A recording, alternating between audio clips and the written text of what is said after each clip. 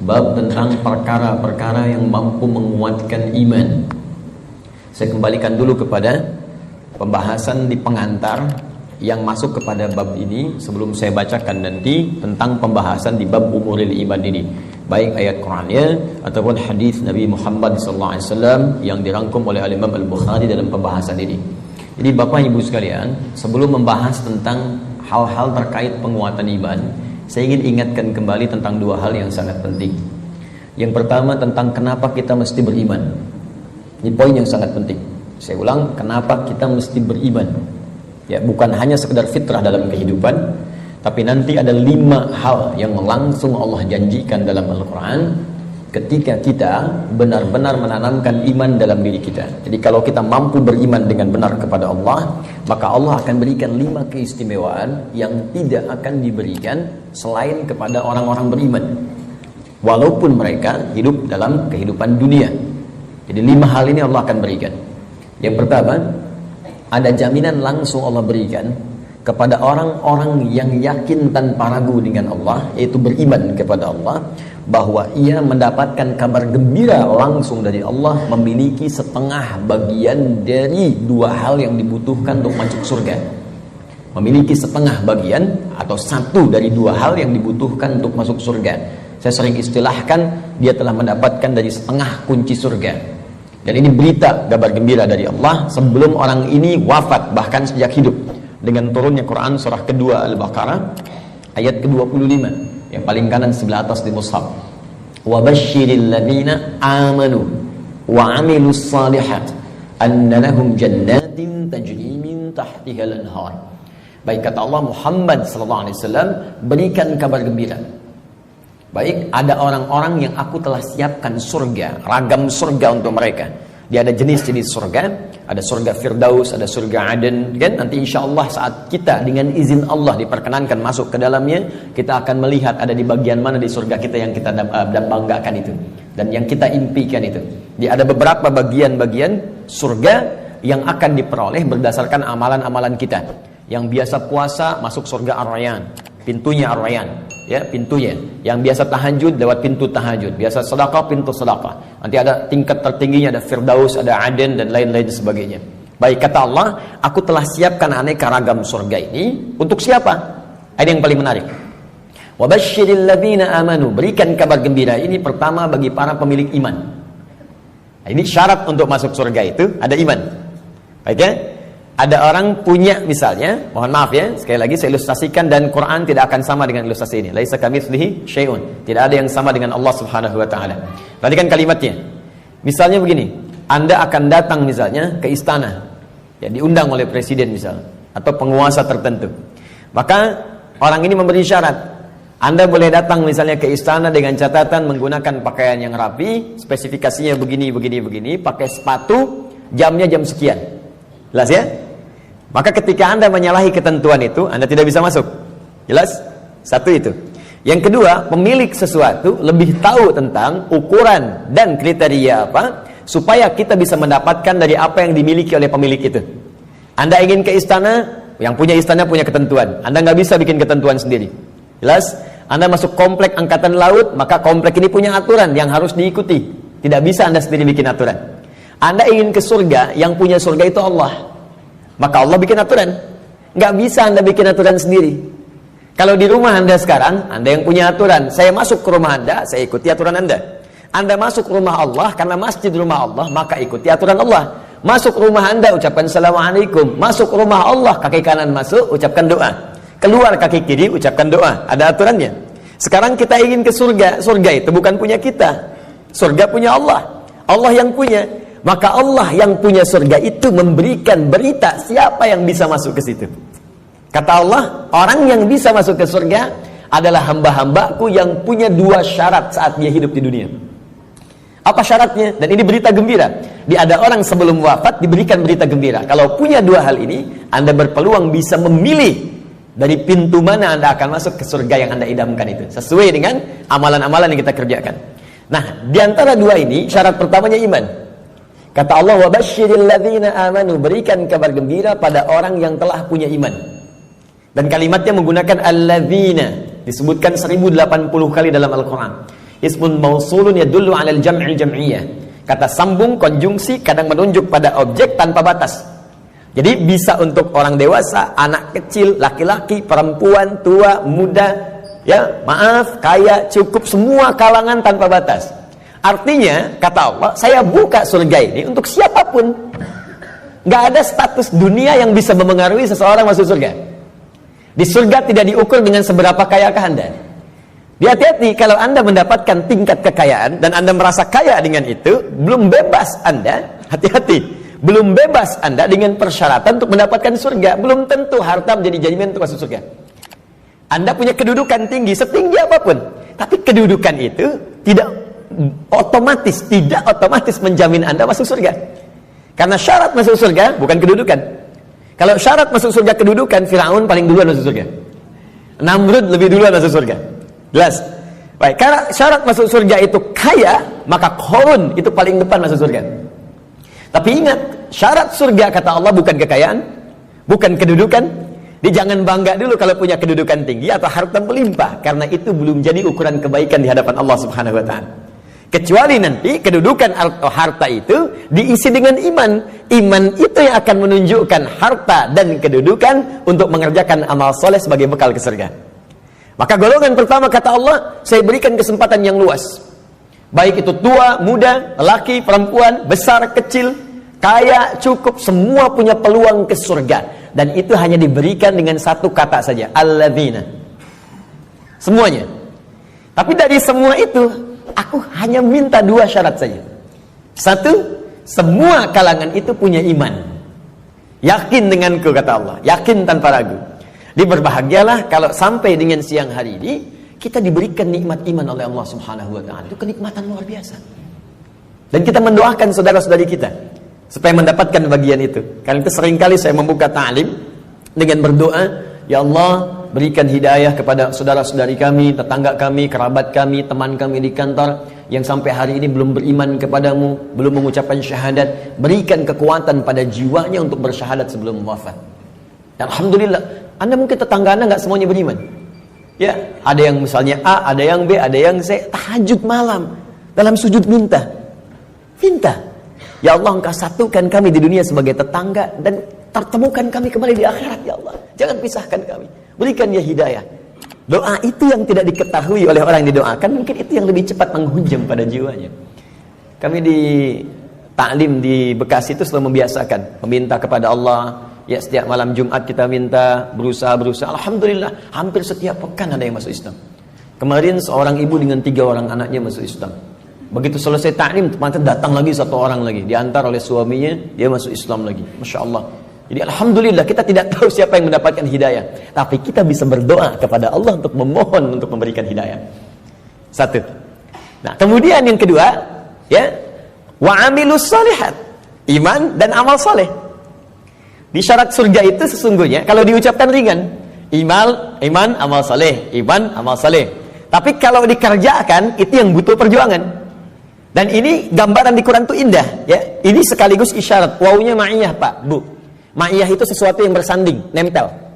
Ya. Adi wa Ahmad dhahaba ila masjid, misalnya Nurul Bahri. Adi wa Ahmad, Adi dan Ahmad, dhahaba, keduanya pergi ila Masjid Nurul Bahri, ke Masjid Nurul Bahri. Adi dan Ahmad kalau menggunakan wa artinya dempet, nggak pisah, bersamaan, wawunya ma'iyah bareng. Ya, Allah menyampaikan wa basyiril ladzina amanu wa amilus shalihat. Syarat untuk masuk surga itu duanya bersamaan, nggak bisa berdiri salah satu. Ya, satu iman, 2 amal soleh. Nah, kalau kita baca dengan kaidah ilmu nahwu, otomatis keduanya ini akan saling terkait, berkelindang, memengaruhi. Artinya, orang yang beriman pasti beramal soleh. Artinya, amal soleh itu nggak mungkin muncul kecuali dari iman. Kalau amal, semua beramal. Ya, yang belum beriman pun bisa beramal. Tapi belum tentu disebut soleh, ingat. Ya, tayyib mungkin. Non-muslim bisa mendapatkan tayyib. Ya, khair mungkin. Karena baik itu banyak di Quran. Ada khair, awas, ada tayyib, hati-hati. Ada ma'ruf, ada ihsan, ada saleh. 5. Tayyib, kebaikan fisik. Ya, kalau Anda makan yang sehat, yang menyehatkan, yang dibutuhkan, itu tayyib namanya. Itu anjuran di Quran surah kedua ayat 168. Kata Allah, kalau ingin cari makan, tidak semua yang diinginkan mesti dikonsumsi. Cari yang menyehatkan untuk tubuh. Ya ayyuhan nasu kulu mimma fil ardi halalan thayyiba. Hai semua manusia, ini rumus dalam Al-Quran, universal sifatnya. Kalau Anda ingin menyebar di bumi untuk cari makan, silahkan. Kalau sudah dapat dengan cara yang halal, jangan melanggar ketentuan hukum di mana kamu tinggal. Dapat dari situ, berikan yang bermanfaat untuk tubuh. Tidak semua yang diinginkan itu harus dikonsumsi. Yang dibutuhkan itu yang didapatkan. Haus berarti butuh minuman. Yang penting minum. Gak semua yang diinginkan harus kita minum. Alhamdulillah ada air bening, minum ya minum. Jangan menyulitkan diri sendiri pesan sesuatu yang tidak ada. Akhirnya membuang banyak tenaga dan waktu, dan membuang peluang amal baik yang mungkin kita kerjakan seketika. Sudah ada air bening, pengen jusnya, wah Masya Allah buah naga yang dari Hongkong misalnya. nyari, gak ketemu, muter-muter sampai sore. Jam 5 baru dapat. Dari siang sampai jam 5 itu mungkin bisa dipakai apa gitu. Bisa tilawah, bisa baca, bisa berkreasi, macam-macam. Baik itu thayyib. Karena itu kalau Anda bertanya pada orang Arab, kaifa haluk ya akhi, apa kabar? Dia katakan alhamdulillah ana thayyib, artinya dia sehat. Kuat. Yang kedua, ada khair, itu sifat. Sifat baik, sifatnya. Ya, jadi kadang-kadang kan ada yang fisiknya sehat tapi kan pikirannya nggak bagus. Ya, tampilan bagus, pakai jas, pakai dasi, luar biasa gitu kan, tapi pencuri juga. Ya, penipu juga gitu. Nah, kalau kita ingin rubah menjadi baik sifatnya, maka rubah kalimatnya menjadi khair. Khair, ya, karena ada Bang Thayyib 2 kali puasa 2 kali lebaran nggak pulang-pulang, padahal dia sehat kan. Baik. Nah, kalau kita ingin rubah pada sifat, jadikan khair. Quran surah 3 ayat 110. Kuntum khaira ummah. Orang Islam itu pasti sifatnya baik. Kata Allah, kalian umat terbaik. Sifatnya jujur, sabar, tawadu. Jadi kalau ada orang itu jujur, orang Islam tuh mesti lebih jujur. Kalau ada orang sabar, orang Islam lebih sabar. Kalau ada orang tawadu, rendah hati, yang muslim itu pasti lebih rendah hati. Cukuplah keislaman kita menjadikan kita baik, punya sifat baik. Ini aneh sebetulnya kalau ada orang Islam gak baik, itu aneh. Karena semua ajaran di Quran membimbing kita jadi baik, Pak, Bu. Jadi kalau semuka bumi se-Indonesia aja lah muslim, sudahlah, pasti baik. Jadi kalau ada orang Islam berbuat yang tidak baik, pasti ada yang tidak tepat dengan pelajaran keislamannya. Mustahil itu. Ya, mustahil ada orang Islam melakukan bom. Ya misalnya di tempat-tempat yang tidak dibenarkan, bom bunuh diri, bom ini, bom itu, tembak orang, bunuh orang, tusuk orang, mustahil. Ya, Quran sih mengatakan orang yang sengaja merencanakan pembunuhan, apalagi kemudian menyebabkan satu orang beriman meninggal, itu sama dengan pesan kapling di neraka jahanam. Buka Quran surah keempat An-Nisa ayat 92 sampai 93. Wa may yaqtul mu'minan muta'ammida fajaza'uhu jahannam.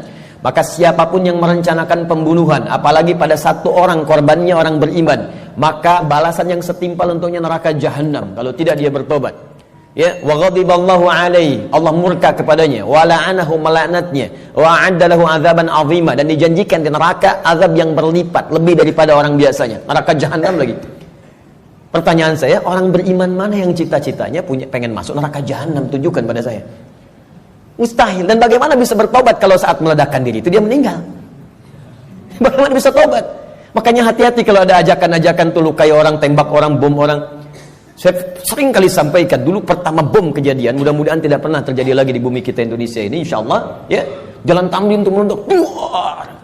Saya di Lampung tuh, orang polos sekali bertanya, Ustaz, apakah bom di Jalan Tamrin termasuk jihad? Fisabilillah. Saya bilang, Pak, sependek pengetahuan saya, jihad fisabilillah itu jihad di jalan Allah, bukan di Jalan Tamrin. Hati-hati lah. Ya. Kita balikan. Jadi satu itu iman. Ya. Nah, kaidahnya adalah kemudian kembalikan. Thayyib, khair. Khair itu baru sifat, jujur itu sifat. Kalau sifat kemudian diaktualisasikan dalam bentuk sikap, maka berubah dari khair jadi ma'ruf namanya.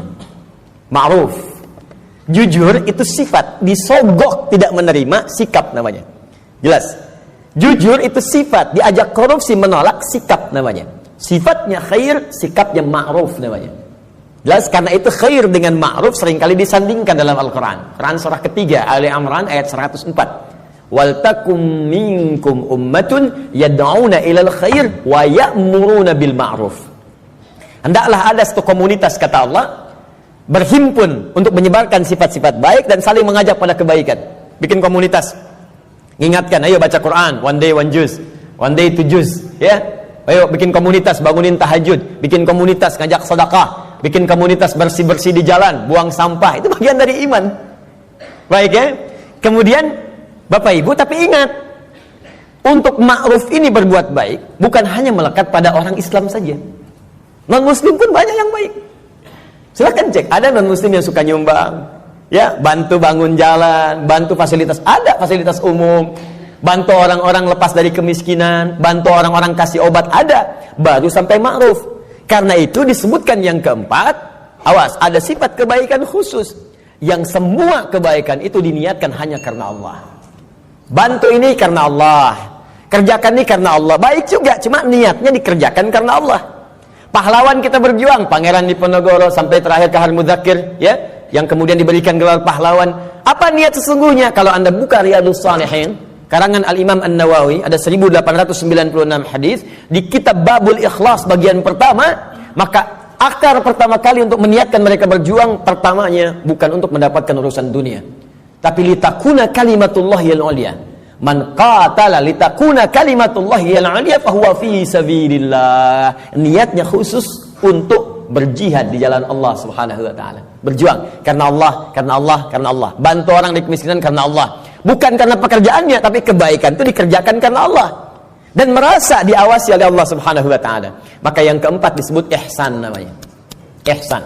Di hadis Muslim nomor hadis yang ke-8, an ta'budallaha ka'annaka tara fa illam takun tarahu fa innahu yara. Engkau mengerjakan semua aktivitas yang baik sebagai ibadah karena Allah, seakan-akan diawasi oleh Allah, merasa diawasi walaupun kau tak mampu melihatnya. Itu terjemah yang baik itu. Merasa bekerja karena Allah, makan karena Allah, minum karena Allah, berbuat baik karena Allah, ihsan namanya. Orangnya disebut muhsin. Kalau empat ini dikumpulkan, badan sehat, sifat baik, sikap mulia dikerjakan karena Allah, thayyib, khair, ma'ruf, ihsan. Empat ini kalau digabungkan menjadi sholih namanya. Sholih. Maka setiap orang tua meminta kepada Allah supaya anaknya jadi saleh. Ibu bermohon, ya Allah, jadikan saya anak soleh. Kata bapaknya, namanya kan Hasan. Bukan Pak, sifatnya saleh. Semua orang tua, saya belum pernah dengar ada orang tua minta, ya Allah jadikan saya anak yang thayyib, khair. Tidak, saleh, sudah fitrah. Dan itu sudah dimohonkan sejak anak dalam kandungan, kata Allah. Sudah fitrah. Itu ada di Quran surah ke-7 ayat 189. Falamma taghasyaha hamalat hamlan khafifa famarrat bi. Falamma athqalat da'awallaha rabbahuma la in ataitana sholiha lanakunanna minasyakirin. Ketika suami istri berhubungan sampai kemudian istrinya mengandung, kandungan ringan sampai dengan berat, tatkala kandungan semakin berat menjelang ke persalinan, kedua orang itu suami dan istri mulai berdoa kepada Allah. Fitrahnya sudah minta, ya Allah, mohon jadikan anak saya nanti saat lahir jadi anak yang saleh. Dengan itu ya Allah kami bersyukur dan akan mengganti semua sakit yang dirasakan oleh istri saya yang sedang mengandung ini. Saleh. Nah, apa yang menyebabkan seseorang soleh terkumpul empat ini? Kata Allah, kalau iman ada dalam dirinya, maka semua pekerjaan dia akan dituntun menjadi soleh. Pekerjaan disebut amal, disatukan dengan soleh menjadi amal soleh.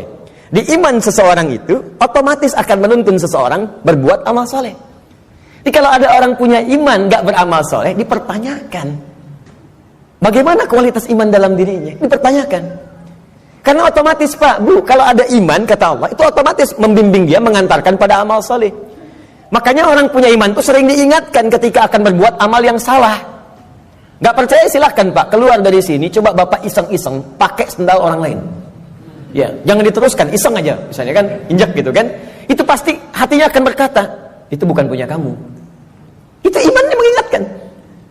Kalau iman semakin tinggi, Anda keluar dari masjid aja, kaki kanan keluar, ditarik lagi tuh. Anda akan tarik, karena yang keluar itu kiri, masuk kanan. Ke toilet, masuk kiri, keluar kanan. Tuh. Ya, itu semakin tinggi iman, maka iman itu akan mendorong Anda berbuat amal saleh dari ujung kepala sampai ujung kaki. Makanya saya sering katakan, di dalam Al-Quran, jika kita sudah punya iman, maka semua fungsi tubuh kita akan disebutkan imannya dulu sebelum menyebutkan fungsinya. Mata untuk melihat, sebelum melihat imannya dulu. Turun Quran surah 24 ayat 30 untuk laki-laki, 31 untuk perempuan. Qul lil mu'minina yaghuddu min absarihim. Untuk perempuan, wa qul lil mu'minati yaghuddna min absarihinna. Katakan pada pria-pria yang sudah punya iman, imannya dulu. Dan katakan pada perempuan-perempuan yang sudah punya iman, matanya hanya boleh dipakai melihat yang baik-baik saja. Kalau yang dilihat tak baik, maka imannya akan membimbing mata untuk memalingkan ke arah yang lebih baik. Memalingkan pandangan ke arah yang lebih baik disebut dengan ghaddul basar namanya. Anda menatap begini, Masya Allah, tapi yang ditatap istri orang. Maka iman berkata jangan teruskan, palingkan. Ya, proyek yang tidak baik gak akan dilihat. Ya, barang yang bukan milik Anda gak akan dilihat. Palingkan. Gambar-gambar yang tak seronok, palingkan. Jelas ya? Itu iman. Silahkan cek semua fungsi tubuh kita. Itu umumnya sebelum disebutkan imannya dulu. Lisan, Quran surah 49 ayat 11. Itu sebelum disebutkan fungsi lisan, iman dulu. Ya ayyuhalladzina amanu la yaskhar qaumin qaum. Ayat 12-nya, ya ayyuhalladzina amanu la yaghtab ba'dukum ba'dha. Pokoknya setiap tubuh ini mau bergerak, iman dulu. Ingin memberikan isyarat agar iman itu memiliki fungsinya untuk mengerjakan amal soleh. Kenapa diminta beramal soleh? Supaya masuk surga, itu Pak. Dan supaya kita nggak capek, diberikan setengahnya oleh Allah, tinggal setengah lagi. Jadi sebetulnya Allah itu ingin hambanya itu masuk. Cuman karena hikmah kehidupan menjadikan kita mesti berikhtiar, saking baiknya Allah dikasih setengah. Ayo setengah diambil. Bahkan setengah ini diberikan dalam kandungan. Cuman sayang, fa'abawahu yuhawidani au yunasrani au yumajjisani. Lahirnya kan fitrah, ada iman dalam dirinya. Makanya dia mencari Tuhan. Cuman sayang lingkungan yang merubah dia menjauh dari Allah. Ada yang pengaruh ini, ada yang pengaruh itu, lingkungan, karena TV, karena tinggal di tempat tertentu, karena pasangan. Ya, Masya Allah, tega meninggalkan cinta Allah hanya untuk cinta dunia. Tega meninggalkan cinta Allah hanya untuk cinta manusia. Padahal manusia itu mati, Allah selalu hidup. Ya, bayangkan. Ya, mencintai sesuatu yang gak ada itu kan semu sifatnya. Anda mencintai barang, barangnya rusak. Ketika barangnya rusak, bagaimana cintanya bisa bertahan? Cinta manusia tidak abadi. Kalau ingin abadi, bawa dia sampai mendapatkan ridha Allah, sampai ke surga, baru abadi. Tapi kalau Anda mengeluarkan diri Anda dari surga, bagaimana bisa abadi? Ya, aku mencintaimu dengan syarat engkau pindah agama. Begitu pindah, meninggal. Cinta gak dapat, surga cuma mimpi. Ya, Pak. Jelas ya? Baik, jadi teman-teman sekalian, bagian pertama, ketika Allah meminta kita beriman, sesungguhnya dengan iman itu Allah ingin memberikan garansi kepada kita bahwa Anda hamba yang terlindungi, dengan izin Allah bisa mendapatkan surga. Jika iman itu kita gunakan untuk menenun amal soleh. Jelas? Kalau amal saja tidak ada iman, maka tidak menjadi soleh. Maka orang yang belum beriman beramal baik, amalnya tidak disebut amal soleh. Amal saja. Amal khair. Gak pernah disebut soleh dalam istilah Al-Quran. Jelas ya? Nanti ketika dia berbuat baik, dibalas di dunia. Cuman karena kaidah surga itu ada iman, dan iman itu nggak ada, maka di akhirat tidak diberikan balasannya. Keadilan Allah menjadikan balasan itu diberikan di dunia. Karena investasi amalan itu bukan untuk akhirat, dunia. Karena niatnya dunia, dikasih dunia. Kalau untuk akhirat, diberikan juga akhirat bagiannya. Turunlah Quran surah ke-25 ayat 23. Nanti kalau ada non-muslim bertanya, di mana keadilan Allah Tuhanmu itu? Jadi kalau ada orang nggak beriman, berbuat baik, nggak masuk surga. Tapi ada orang beriman, salah juga, berpeluang masuk surga. Maka jawab kepada beliau, ya, kaidah surga itu, kaidahnya syarat iman yang pertama kali. Ya, bukan syarat dunia. Maka ingin masuk surga, ada persyaratan. Anda masuk kampus, ada persyaratan. Masuk surga pun ada persyaratan. Anda lulus di satu hal, tapi nggak lulus di yang lainnya, nggak bisa masuk kampus. Anda lulus satu hal, nggak lulus yang lainnya, ya sulit masuk surga. Karena syarat surga beda dengan kampus. Syarat surga yang pertama itu adalah iman. Tapi saking adilnya Allah, kebaikan dia di dunia dibalas oleh Allah dengan cepat saat dia hidup di dunia. Maka turun ayat, wa qadimna ila ma'amilu min amalin faja'alnahu haba'an manthura. Jika ada orang belum beriman berbuat baik, kata Allah, saya akan cepat balas kebaikannya saat di dunia.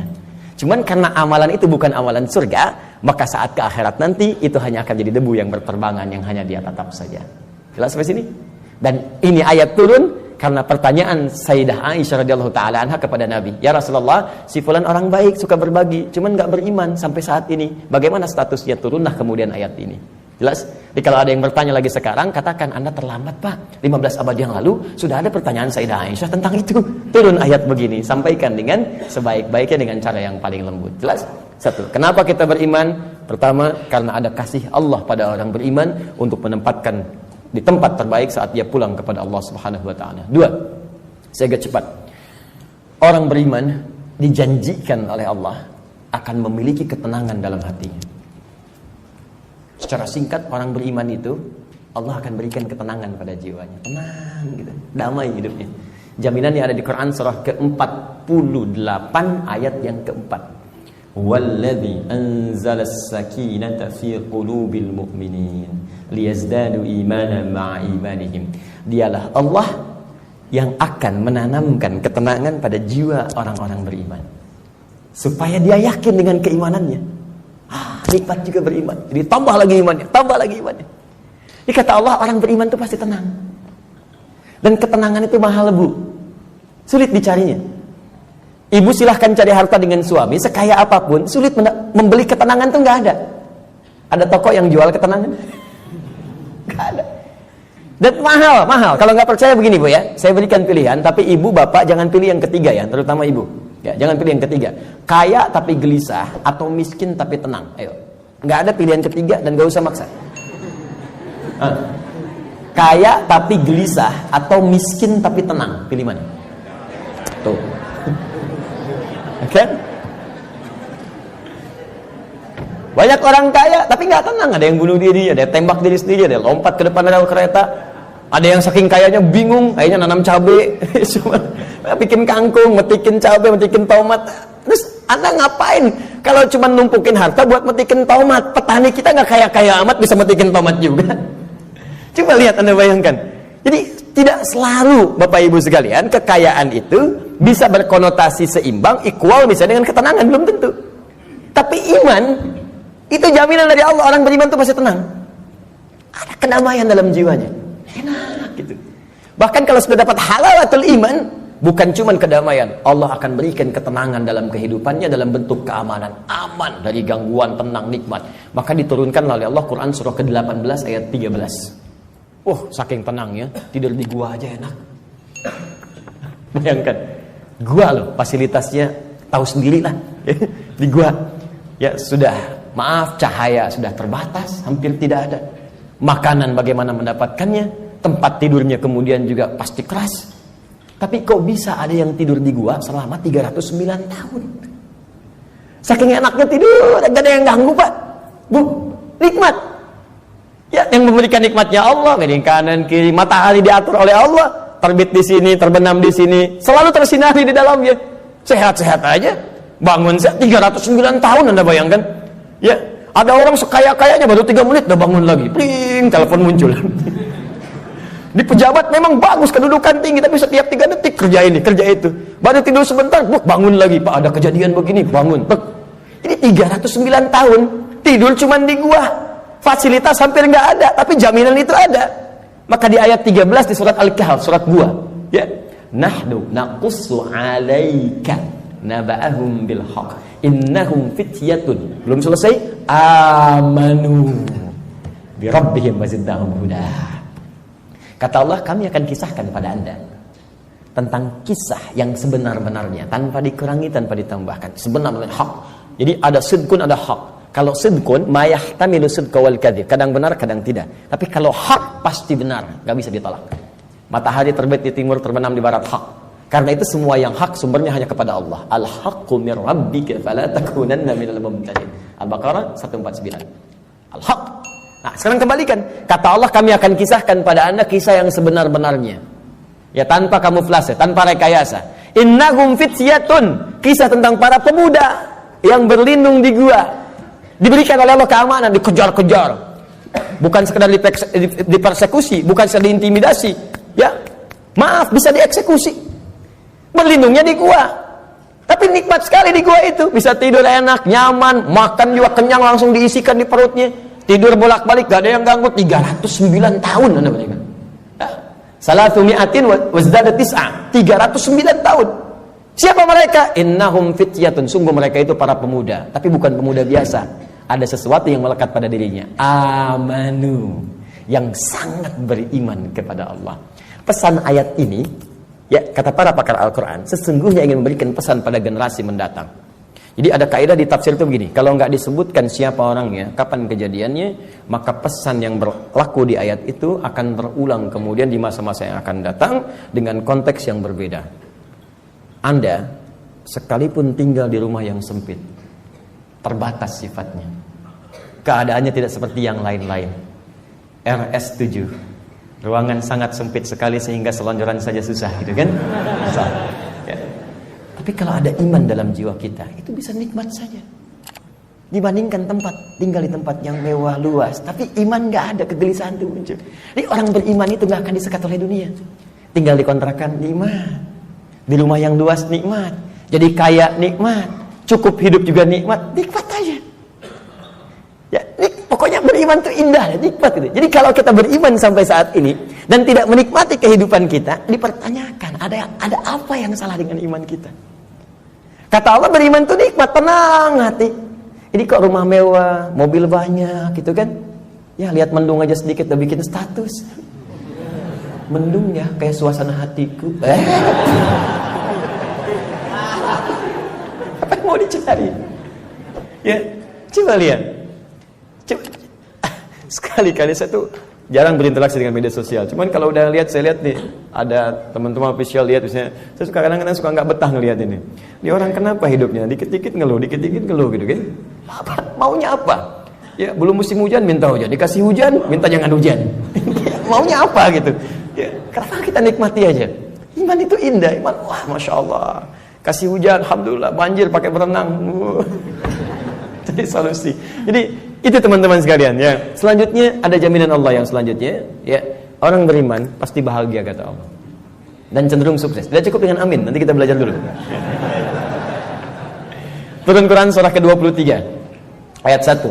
Qad aflahal mu'minun. Qad aflahal mu'minun. Orang beriman itu dijamin oleh Allah. Saya artikan dijamin karena kalimatnya menggunakan qad, harfu tahqiq, huruf jaminan. Qad, harfu tahqiq, huruf jaminan. Qad aflahal mu'minun. Orang beriman pasti menggenggam kebahagiaan dan kesuksesan. Aflah itu dari kata falah. Kalau di bahasa Inggris, di kamus bahasa Inggris itu diartikan success and happiness. Sukses dan bahagia. Ya, digenggam. Kalau digenggam menjadi aflah namanya, aflah. Kata Allah, orang beriman itu pasti menggenggam kesuksesan dan kebahagiaan. Pasti. Tergenggam dalam diri.